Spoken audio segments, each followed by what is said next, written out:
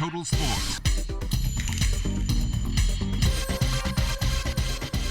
Good evening, Bahamas. I'm Kelsey Johnson. Welcome to Sports Monday. It's straight to work for those athletes who were named to this year's Carifta track and field squad. The first official practice got started at 4 p.m. today. The athletes were selected and ratified by the B3As on Sunday.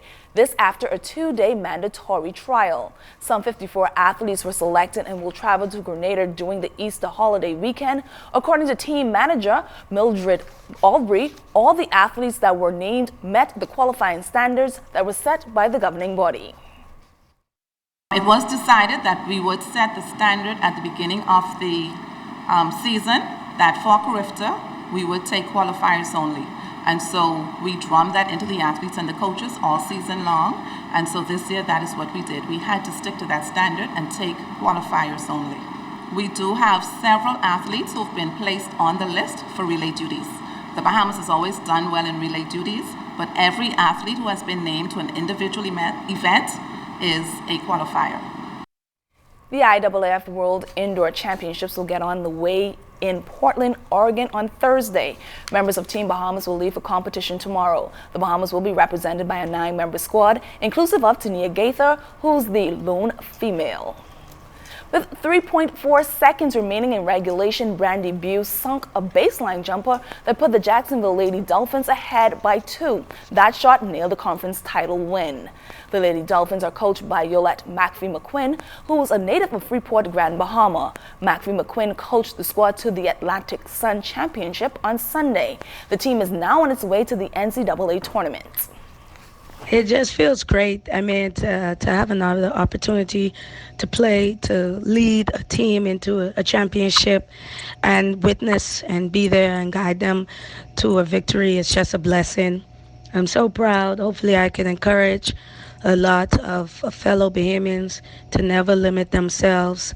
Hence the motto of our team, no ceilings, in our program. And, you know, it's history in the making. It's first time in the history of the program.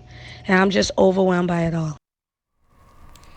Sticking with college basketball, in come the madness, March Madness that is. The various collegiate basketball conference championships wrapped up on the weekend.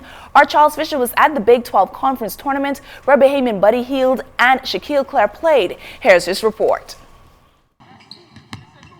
The field is set for the NCAA basketball tournament. Buddy Hield and the Oklahoma Sooners hoping for a better run this year after falling in last year's Sweet 16 to Michigan State and fellow Bahamian Blue Rawls Tom Nen. Yes, sir, for sure. Just got to go out there and just work as a group and grind. And it's showing the team got me that. Again, they won't be like a trapping team like West Virginia, but we'll find a way to win. I guarantee you that.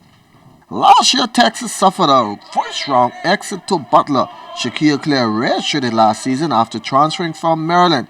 They were knocked out in the first round of the Big 12 tournament this year. He knows there's lots of work to be done. We're definitely going to look at some film, break some things down. Like when we break down our film, we barely look at offense, because defense is what we hang our hat on. And we haven't been good in this game, especially early. We dug ourselves a big hole, like you said. We never dug out of it. So, yeah, man, we just got to get better defensively. Keep to the left on North Interstate 35, followed by 8 freeway exit on the right. Having made the trek back from Kansas City, Missouri at the Big 12 basketball tournament, for ZNS Total Sports, I'm Charles Fisher. Thank you so much, Fisher. Junior golfers were out on the greens over the weekend, all playing for a spot on the national team. Winning the 16 and 18 division was Cameron Riley. The first day was pretty bad, but I kind of brought it back today. I had a couple bad breaks here and there, but I just stayed focused and finished the round off strong. The first day was definitely playing tough, and my most difficult hole would have to be number 4 because it's pretty narrow. You have to be precise on that hole. Can't hit it out, so that's definitely my hardest hole today. Well, that's all the time we have for sports. I'm Kelsey Johnson.